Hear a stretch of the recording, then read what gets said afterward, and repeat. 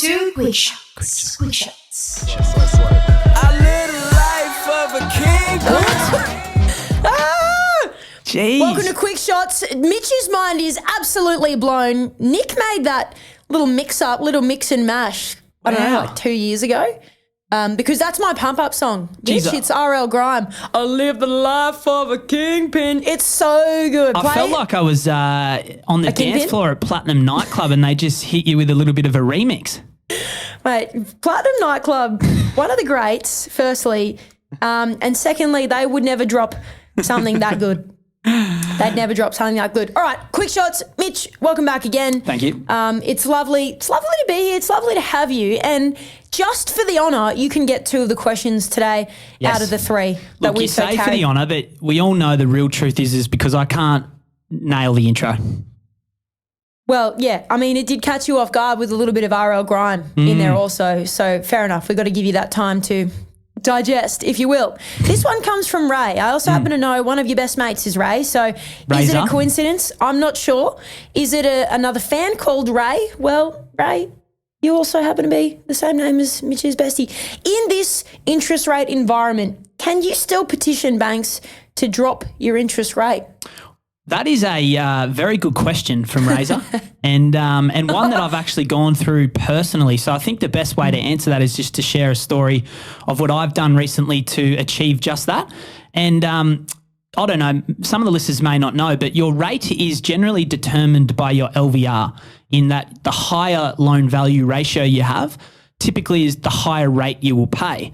So if you can drop your loan value ratio, even in an environment where interest rates are going up, you may be able to have a review and get a reduction. So to put that into perspective, if you bought a house 12 months ago, most markets, as we've touched on in the main body, over the last 12 months, are still going up. If you can get your house valued to the point where it drops your loan value ratio, then your bank will be, obligated to review your rate. And I just did that, going from 90% down to below 80.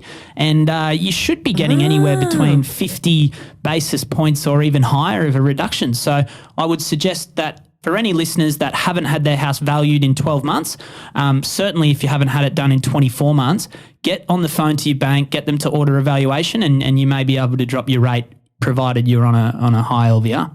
Mitch, is that why you started to actually shout coffees again when the gang goes to grab coffees? Because you actually lowered your rate and you're just feeling a bit lighter in the pocket? No, you just got to wait for like the coffee group to be at the smallest possible to put your hand up for the shout. I always get like pounding. What am I trying to say? I always get swooped into the whirlwind of like just everyone coming Well, you with the could day I'm do there. what our man Terry Nasser does. He just takes a phone call as we walk into the cafe and then loiters around the front.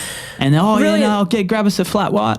Anyway. He's a smart and brilliant man. Oh, he certainly is. Now, I've got a question for you from Gary, Alex. And Gary is wondering whether the affordability issue is being exacerbated by investors in the market. What say you? Gee, this is a question, actually, it's not even a question, we get accused of this all the time. Because obviously our core business custodian, besides our development arm, helps everyday Australians buy investment property and build a portfolio, a very modest portfolio of 2, 3, 4 properties. So we get accused of this a lot. Investors they're the reason that first home buyers can't get into the market. This is absolutely not true. There's a lot of numbers we can go into, but I think the key one here is, and it's evidenced by supply and demand today, Mitch. It's not as much of an affordability crisis as it is, and I've said so many times on this podcast, a planning crisis. It's a supply and demand massive issue. Now, demand has gone up over the past few years because interest rates have been so low. It's been much more affordable to buy and own your own property than it has been to rent.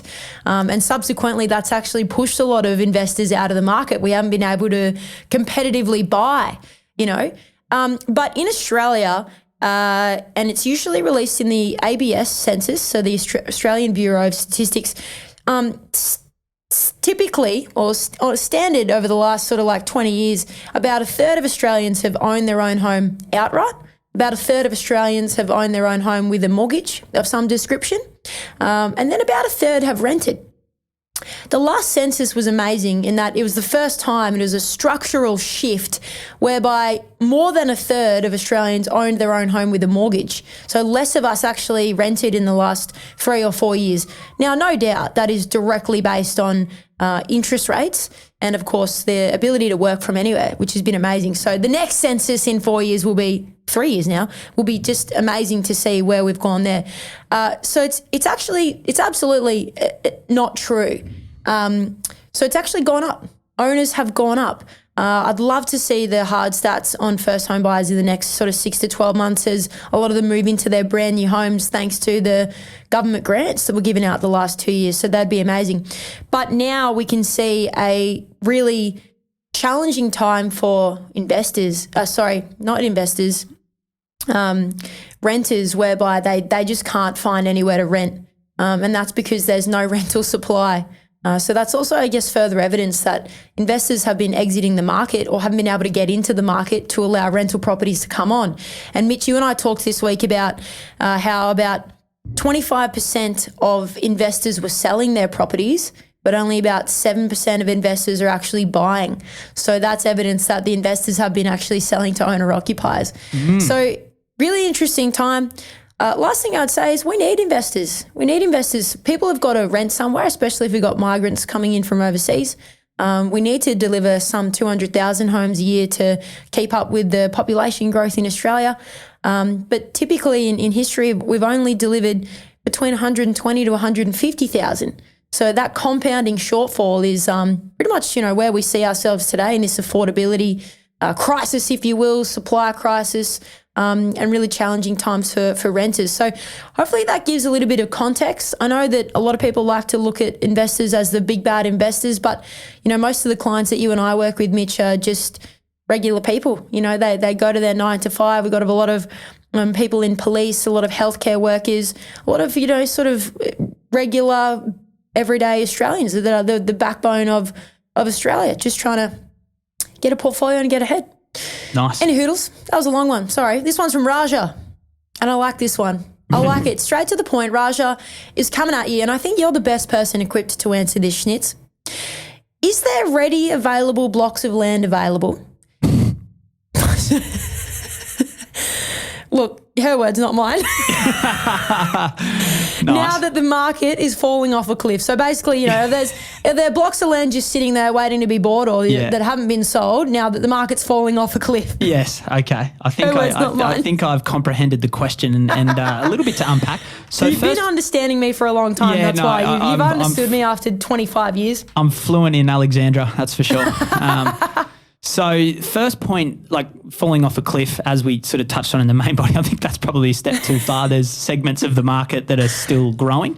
And as it turns out, those segments of the market are typically where people are buying land and building houses on them. So those markets are absolutely struggling with supply. So that still remains a challenge for everywhere in Australia, but in particular the affordable markets, the ones like Southeast Queensland and Adelaide, where, you're getting interstate migration, you're having retention of people, and there's jobs, infrastructure, and all the rest of it. So to answer your question, there is still a supply issue, and you can't buy a registered block of land today. You might be able to find rats and mice, but there's still a massive gap in production because the same supply challenges for materials and labour that we're seeing in the home building industry is the same in the civil building industry, which is required to deliver land. So, Raja, great question. You still will struggle to find registered land today because the supply challenges we haven't really seen ease despite the capital city median house prices starting to, and caveat that by saying the markets that we're looking for land in are typically still growing in value. It's crazy, Mitch. James and I went out to a couple of sales offices like in the Wild Wild West here in Victoria, and we went to about 5 or 6, so completely different suburbs, completely different developers, and we said, what block of land can we buy today, sign a contract on, and when will I be able to settle that and start building? And the earliest one was in 16 months. Yeah. What do you mean 16 months? Like, I might lose my job between now and then. Like, I might You know, Yeah. interest rates could be 8%. You know, like I'm talking crazy stuff here. And but Victoria's probably an outlier Unique as beast. far as their registration profile on land. Yes. They've always done that. But even in Southeast Queensland, Adelaide and even Perth, you're still seeing your typical registration profiles at like 6 to 12 months, I would say. Some swings and roundabouts in some areas, but typically Yep. that's what I'm seeing anyway. I don't know if you've seen anything different at your end. No, you're bang on. You're bang on. So it's very interesting. It's very interesting. And look, things can change, and I think really well said on the rats and mice front. You might come across a few gems. A few people might forfeit and walk away from their deposits. Yep. But right now we haven't seen that fall off a cliff. Not evidenced. No. You know, if your resource base is the Herald Sun, then yeah, it has fallen off a cliff. Awesome. Any hoodles. All right, well, I don't know. We'll catch you again next week, I suppose. Yeah, see you next week. Thanks for Bit having of me. Bit of RL grime for your drive home, Schmitz. Yeah, might have to bump it on the drive. I'll live the life of a king. Thanks for listening to another episode of The Double Shot with your favourite cousins, Alex and James Fitzgerald. If you've got a burning question or something we absolutely need to talk about on the pod, please write to us. Both of our emails are in the show notes. For little real estate tidbits and a little bit of banter, okay, a lot of banter, you can follow us on the gram. Our handle is thedoubleshot.podcast. That, my friends, is thedoubleshot.podcast. Until next time, think of us when you sit back and sip your next double shot.